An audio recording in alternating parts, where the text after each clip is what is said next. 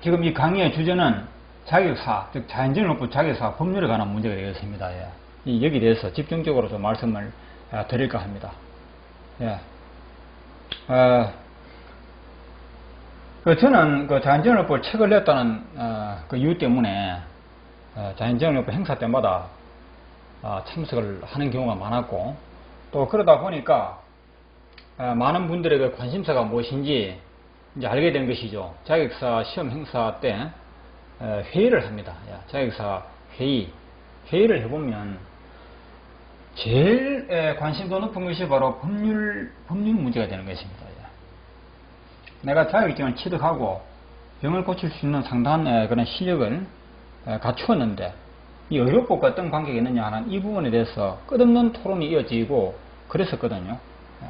그러면서 많은 분들이 여기에 대해서 의견을 발표하고, 또 우리 자체 내에서 풀리지 않는 부분에 대해서는 타 민간 의술 단체와 또 만남을 통해서 또 답을 구하려고 노력을 해왔었습니다.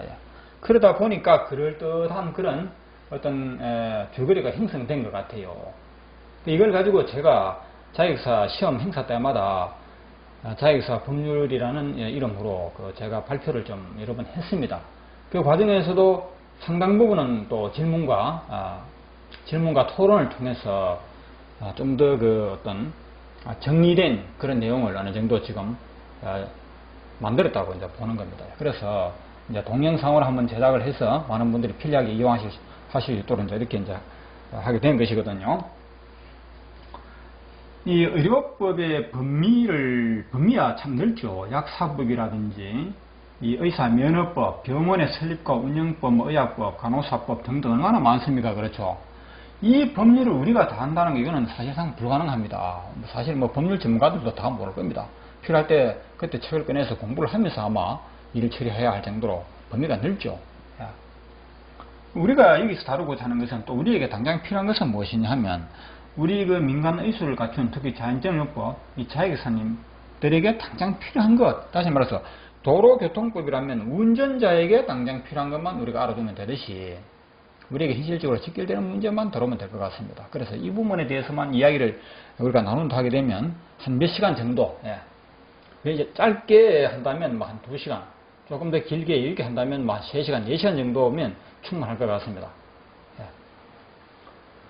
자, 그래서 자연정력법 자격사뿐만이 아닌 국가의사면허증이 아닌 일반 민간요법을 하시는 분들에게 필요한 법률이라 해도 될 겁니다. 이 부분에 대해서 말씀을 드리도록 그렇게 하겠습니다. 저는 지금까지는 토론회를 많이 참여함으로써 저는 이 자연정력법 책을 쓰는 사람에 불과하기 때문에 법에 대해서 뭘 알겠습니까? 그러나 많은 토론을 하고 여러분들의 의견을 듣다 보니까 이제 어느 정도 꼭 여러분께 발표해야 되겠다 하는 그런 자료를 만든 것입니다.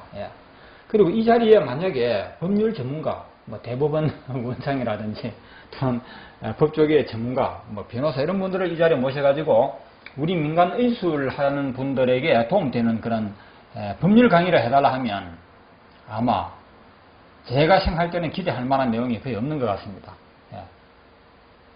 그래서 우리에게 적합한, 우리에게 정말 도움되는 그런 이야기는 우리끼리 해야 되지 않느냐 하는 이런 생각을 처음부터 가졌던 것입니다. 자, 제 이야기를 끝까지 들어보시면 여러분께 결정적으로 도움이 될 겁니다. 기대하시고 여기까지 여러분 들어주시기 바라겠습니다.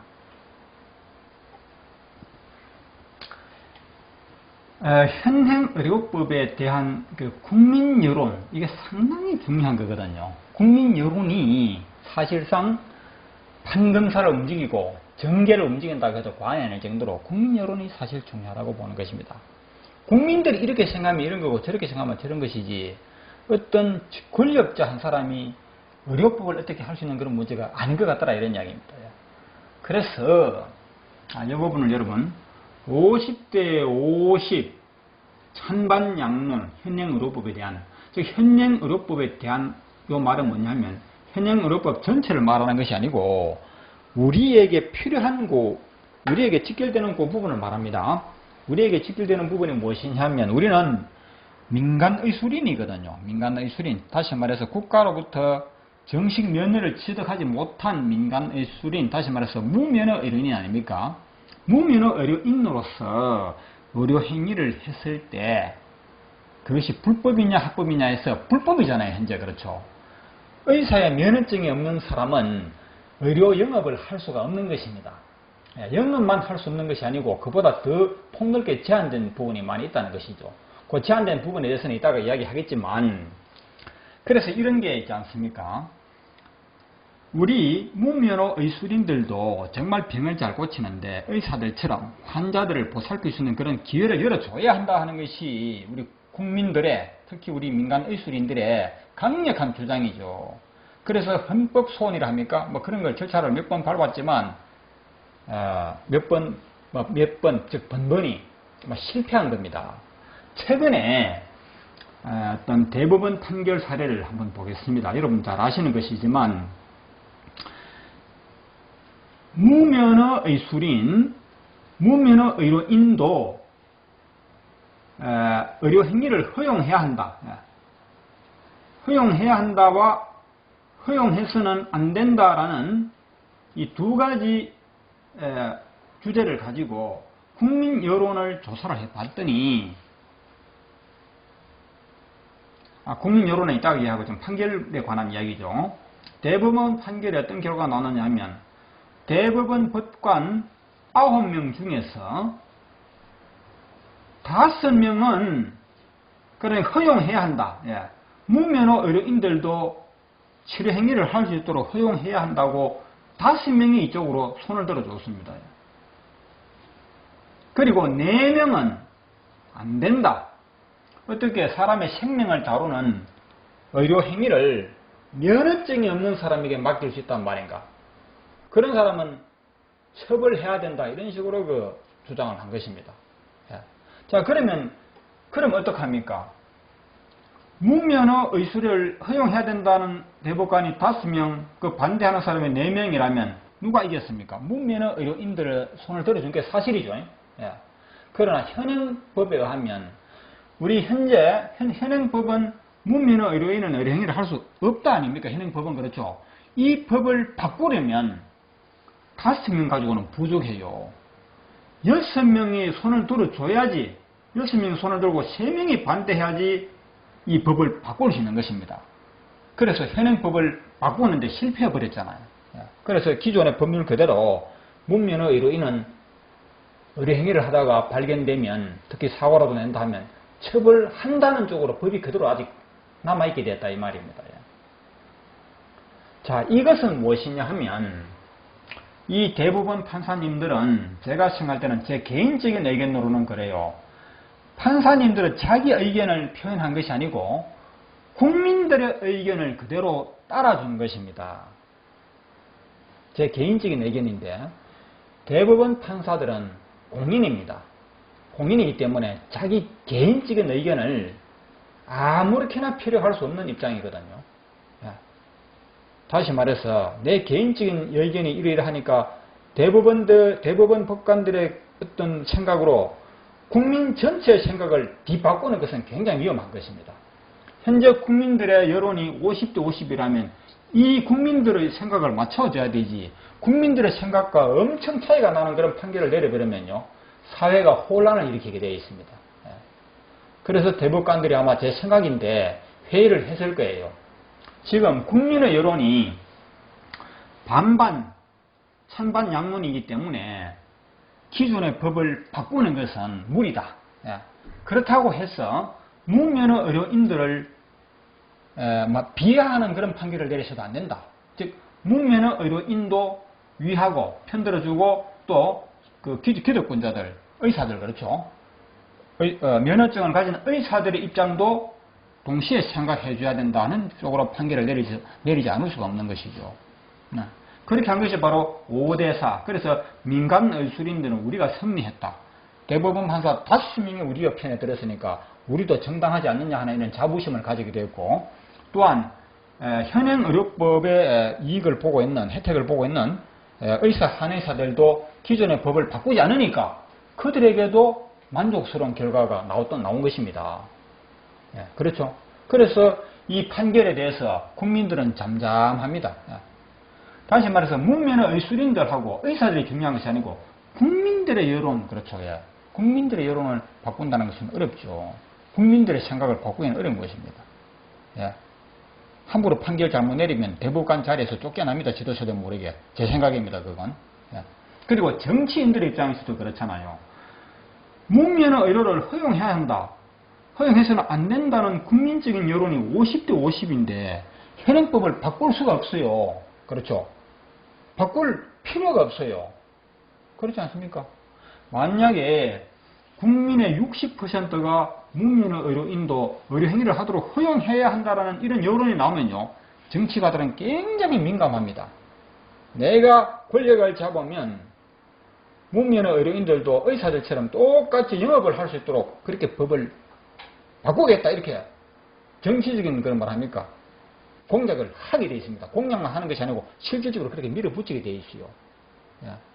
그러나 아쉽게도 50대 50인데 이건 뭘 뜻하느냐 하면요. 이렇습니다. 갑이라는 사람과 을이라는 사람 두 사람이 한 사람은 이쪽에 찬성 또 한 사람은 반대를 했습니다. 다시 말해서 무면허 의술인도 할 수 있다라고 이 사람은 이렇게 오늘 이야기했어요. 갑, 을은 안 된다고 그랬죠. 그 이유를 들어보면 이렇잖아요. 어떻게 그래요? 사람이 사람을 치료하는 것은 직업 선택의 자유권이요. 환자들의 의료인 선택의 절대적인 권리, 권한인데 이걸 어떻게 법으로 막는단 말이냐. 이렇게 주장하거든요. 이 사람의 주장을 들어보면 정말 옳은 말이다. 맞다, 옳은 말이다. 의문의 의지가 없다. 그래서 무면허 의료인도 의술 행위를 하도록 허용해야 한다는 쪽으로 국민들이 전부 손을 들어줍니다. 전부는 아니죠, 물론. 들어줍니다.